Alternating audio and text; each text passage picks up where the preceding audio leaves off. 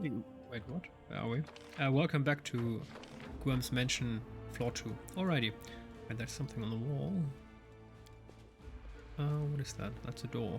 The door is locked by some unusual or magical means. There is no lock to be seen. Interesting. Maybe this is where our friend wants to go later on.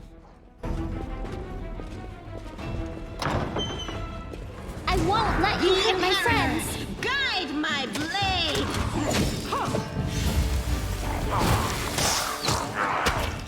The world in crimson!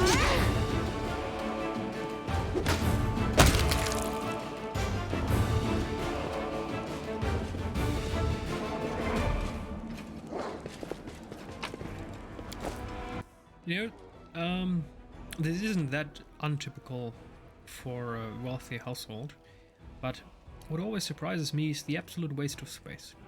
I mean, especially the bed. I mean, seriously, you have a ginormous room, you have a giant bathtub right in your room where you sleep and work, and then a mini table and a mini bed. I'd have placed a bed that size there, just to have a big bed. It's just...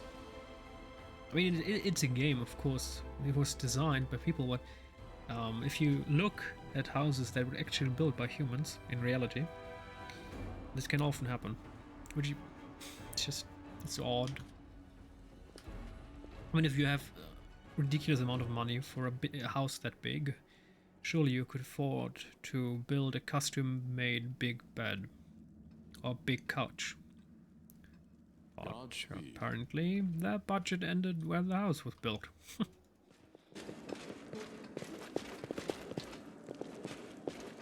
Defeat is not an option. Wide open! Hey! The right arm is take you!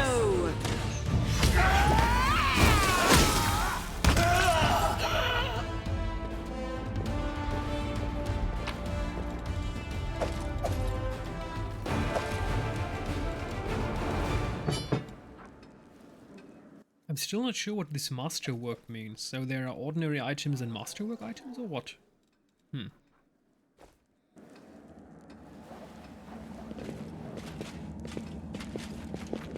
Let us press on. Save the last one for obstacle. Me.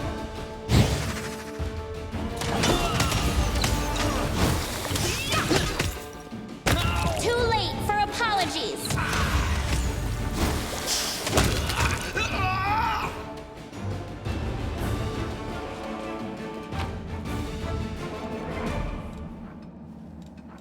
We march ahead.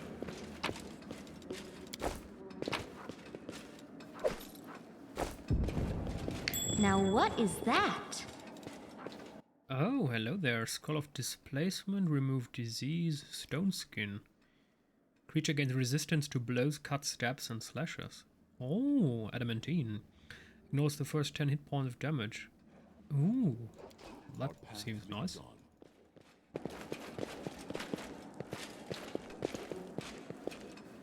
Oh, we can... Oh, that's nice. I never noticed. We can place our characters around our first one, our front line. That's very nice quality of life thing. I like it. Godspeed. We will into prevail. the fray! Babao. 74 hit points. See invisibility, immunities, energy, electricity, and poison. Damage reduction, exceptions, good or cold iron. Uh-oh.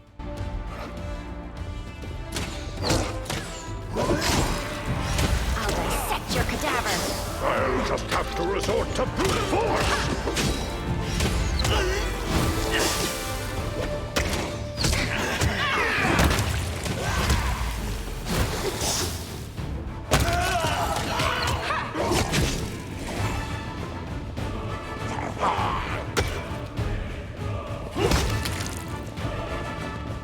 I was about to tell them to attack from behind, but danger has passed. Apparently that's not longer necessary. Trust in yourself. Do not hold back.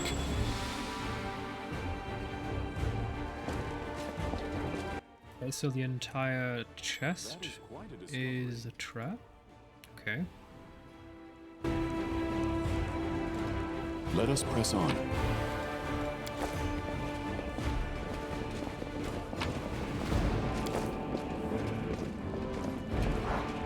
I will see this through.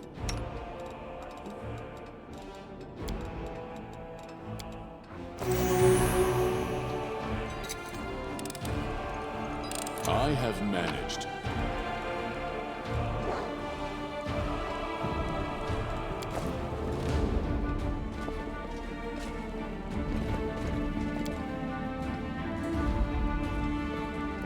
The mention is clear. You're alive. Fine work.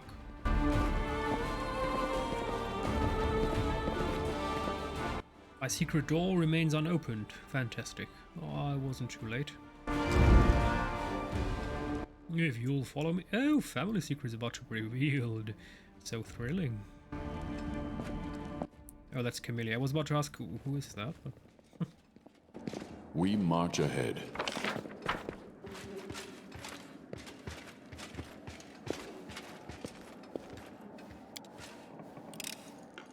The deed is done.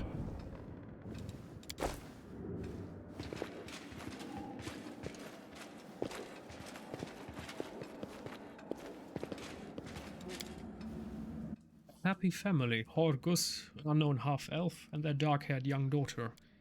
The painting is captioned Horgus, Worm, Iris, and Camellia. What? She's his daughter? What? Together we stand. The paintings are right where I left them. Very good. Horgus Worm thanks you for your help. There's something off about the paintings in front of you. The blonde-haired boy in the Gwyrm family colors doesn't look like Horgus in the least. The family portrait depicts Horgus alongside an unknown elf, half-elf woman and a little girl who bears a striking resemblance to Camellia. Who's that in the painting, Horgus? So, you've noticed. It seems there's no point in hiding it anymore. Horgus is silent for a few moments, then sighs and presses his lips into a hard line. You see, I have two secrets. Camellia is, in fact, my daughter, and I am not the real Horgus Gwyrm. Camellia is your daughter? Yes, illegitimate, that is to say. Horgus's cheeks redden.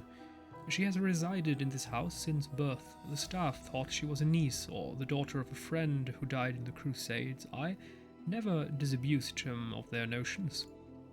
Her mother, Iris, was a half-elf of humble origins. She worked in the gardens here. I wanted to unite the Gwyrm family with another noble line.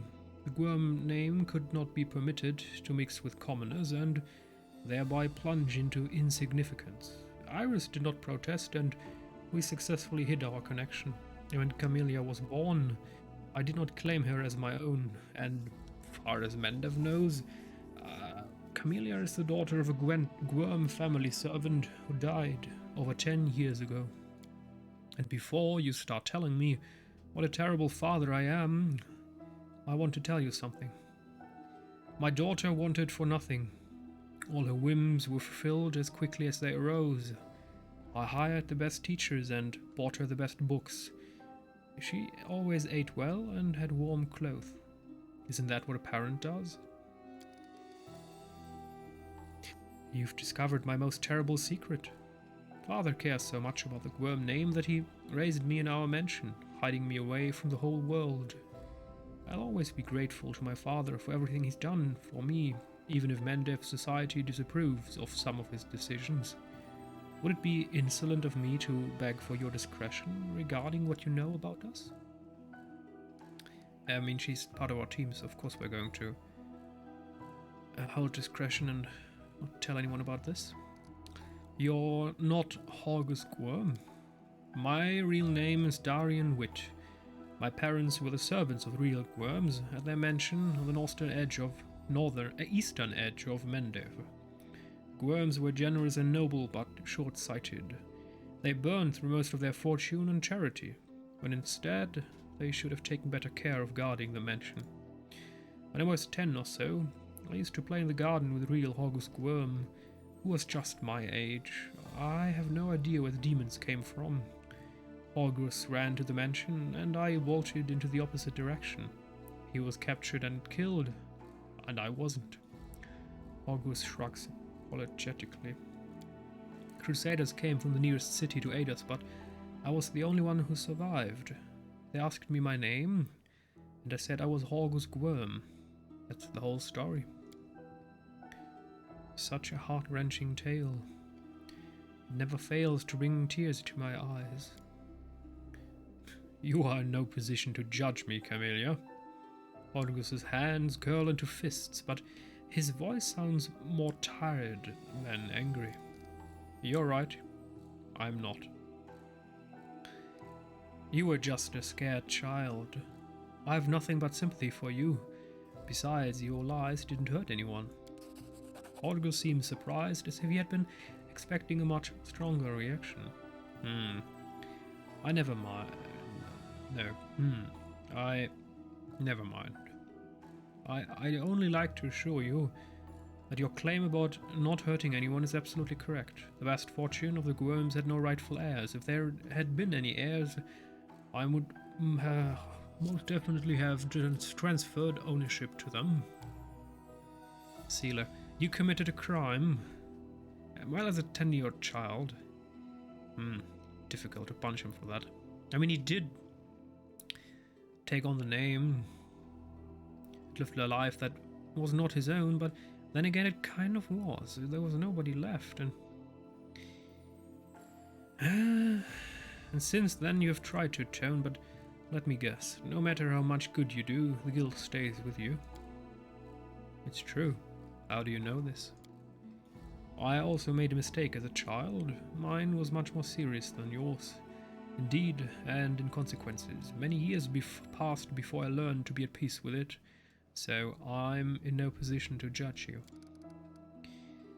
It is difficult for me to speak openly about secrets which I have kept all these years. I've been hostage to them my entire life. Strange as that sounds. I promise to keep your secret, Camellia. The hint of a smile plays on Camellia's mouth. Please accept my humblest thanks. Nino, keeping secrets is easiest when you don't know about them in the first place, or if you possess the unique ability to selectively forget information, like me. What was I saying? Never mind. Camellia's whisper is barely audible. Keeping secrets is easier if you're dead, even. Horgus casts a wary look at her, but remains silent. What's it like to live your whole life under someone else's name? You know, there are humans,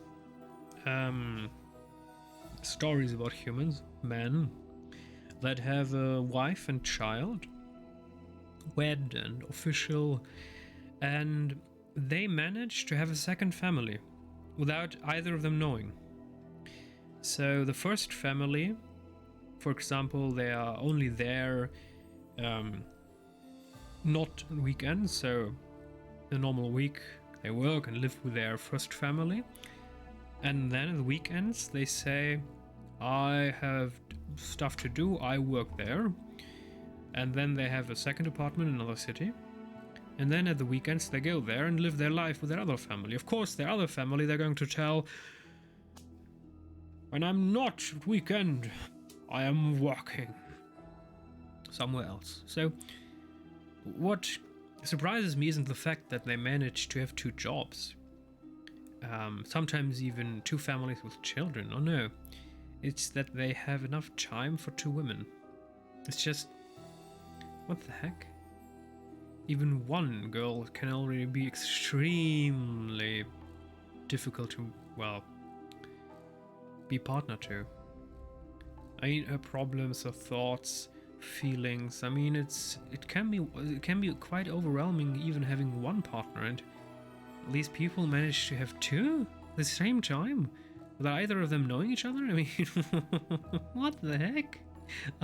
How do they manage that? At least, I mean, not even in terms of time, but organization. I mean, it would take a heckload of organizational talent to have two separate lives that do not at all come into contact with each other. It's a perfect secret.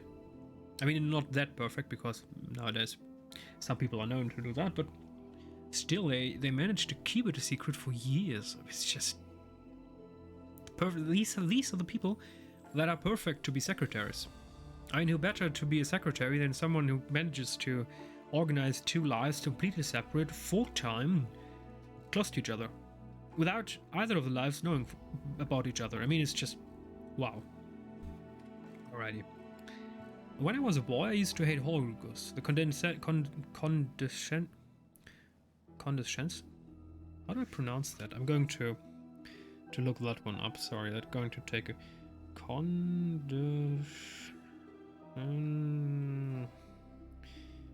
okay, Google, tell me. Condescension. Oh, it is condescension. I know condescending. I just didn't know that was the proper pronunciation. So, the condescension. Are you kidding me? I need to hear it again. My brain isn't working. Condescension. The condescension, most of all. Condescension. The condescension, most of all. The pity on his face. His smile when he called me to join him in his games. The difference in our birthright wasn't fair. Condescension. Envy clouded my mind. Condescension. When the demons... I want to learn. If I don't know how to properly pronounce a name, or in a word, I want to improve upon myself. Condescension. When the demons killed him, and not me, and I thought it was a gift of fate, I seized my good fortune with both hands and never let go. When I told them my name was Horgus Gwyrm, the only heir to the vast fortune of the Gwyrm family, on that day, life was fair. Unfortunately, it took me many years to see the generosity behind the condescension, and feel the compassion behind the pity. I discovered far too late that Horgus was my friend, even when I didn't feel myself his. I never accepted the hand of friendship he offered until it was far too late. But now, what can I do? Reveal the truth? Reject the name and allow it to sink into oblivion? For what? Would my friend Horgus want this? Horgus shakes his head, tired. I bear the name of Horgus Gwyrm with the pride and dignity it deserves. As a banner on the battlefield, I will multiply its merits. The Gwyrm family will not be forgotten. I still serve Horgus Gwyrm. Horgus attempts a smile, but the result is, quite frankly, pathetic. Well, what are you planning to do now? Well, first and foremost, I shall reward you handsomely for your help, and then I shall burn these portraits. I've kept them all this time out of misplaced sentiment, but they serve no purpose now. Our ravaged home will likely be picked to the bone, and the secret room will inevitably be discovered. I don't want these paintings to be seen by anyone else. I see. Well, you certainly earned your payment. Here. It was a pleasure doing business with you. Horgus is silent for a while. Amelia, I can tell from your face that you enjoyed fighting the demons in this worthy party. I only ask one thing. Are you certain? Camellia doesn't answer but looks at Horgus with a half smile lingering on her lips. Well then, clearly I can no longer keep you safe. Our house is destroyed, our servants scattered or dead. Horgus stares into his daughter's face, as though he's seeking the answer to an unasked question. Then he turns his attention to you. But now, follow me.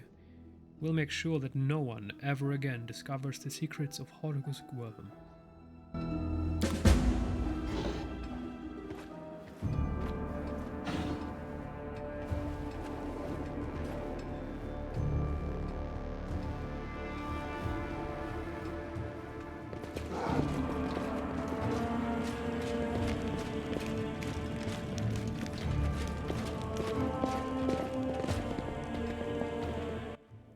That's that then. Thank you for your help.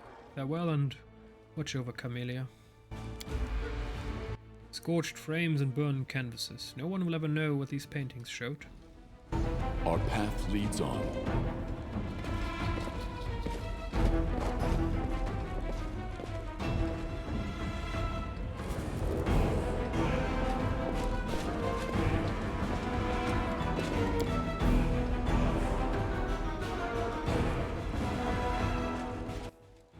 Thus ends the story of Horgus Quirm.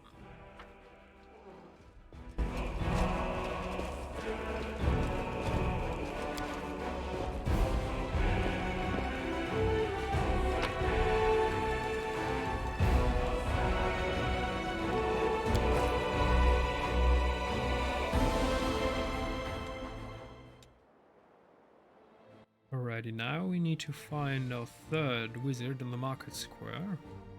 Shouldn't be too hard. Market square. It is market square where he is, right? Turbid residence, Topaz Solutions, yeah, Great Garrison. Yeah, it's the market square already.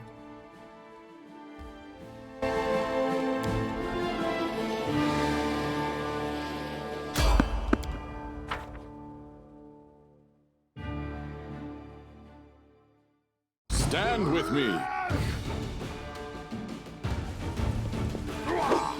Strike as one!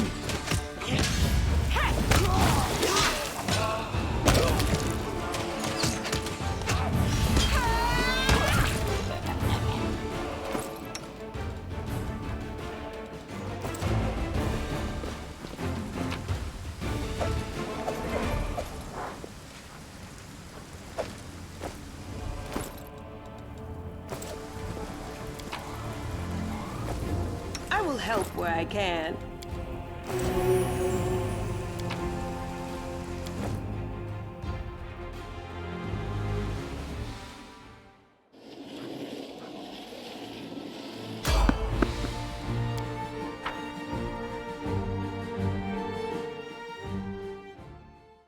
We are the light. They are the darkness.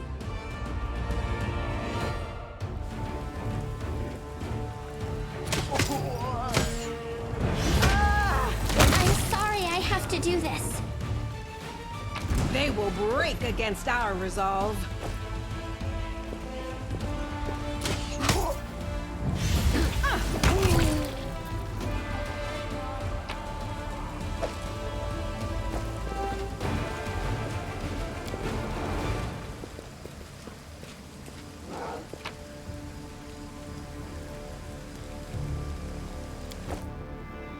Lesser restoration spell.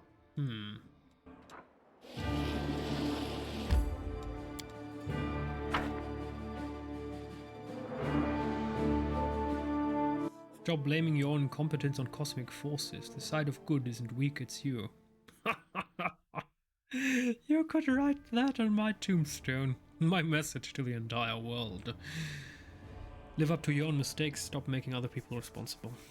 That's maybe the greatest problem of all humans. The attempt to always look at others, not yourself. That people want to see problems everywhere except in their own image. And sometimes if you would truly reflect upon yourself, you would realize that you are the biggest problem of them all. And usually, and I'd say 98% of all cases, the only one stopping you from fixing a problem is you, and not other humans. I mean, there are problems that are caused by other humans, of course, but not all of them, and I'd say the vast majority is something that you can fix yourself. Alrighty, so now we need to... no, not he. Pardon me, I saw you with that shawl. Does that mean that you're a friend of Renka's? What I'm saying is, of course it does, so... we found him.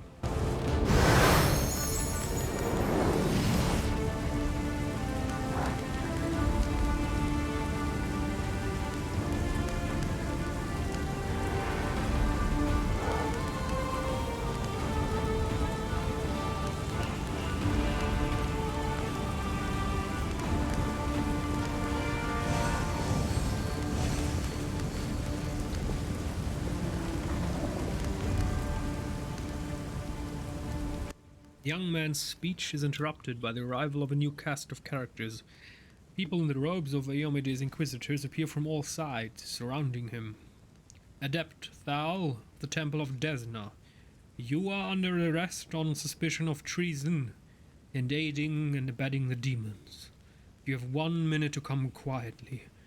Drag your feet, and we'll count that as an attempt to resist justice. Prelate Hulrun appears behind his people. And here's the traitor who almost corrupted the Wardstone with his magic. You didn't think that the disorder and demonic presence in the city would distract us from pursuing traitors, did you? The youth, his eyes go wide, clearly not knowing what to do. Good. You are torturing this poor boy for nothing. I can't stand for this. The Inquisitor's brow furrows. You bear the gift of heaven, and you're taking the side of a delinquent and conspirator. Requires angelic mythic law path. Reveal the light of heaven. Heaven knows not only righteous anger, but mercy as well.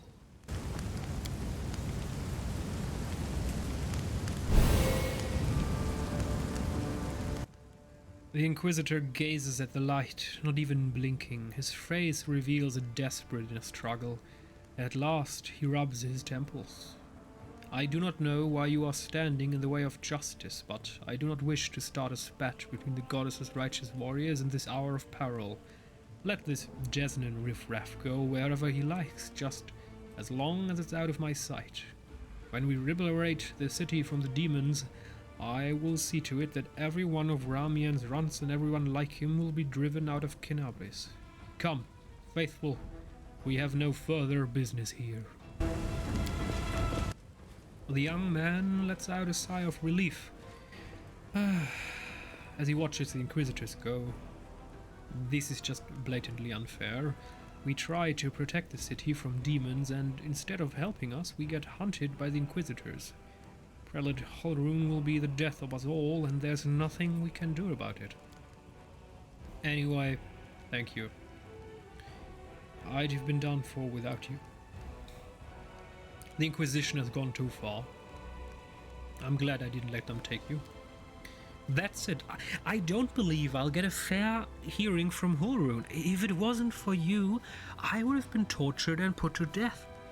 But even so, I have my regrets. I think we went too far trying to break into the Wardstone. We didn't even save anyone. Now, if you don't mind, I'm going to go to the Temple of Desna. I want to be alone with the goddess and reflect on all that has happened.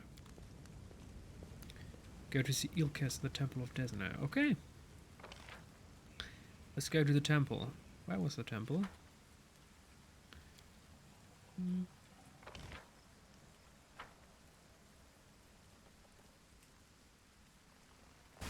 Oh, there we go.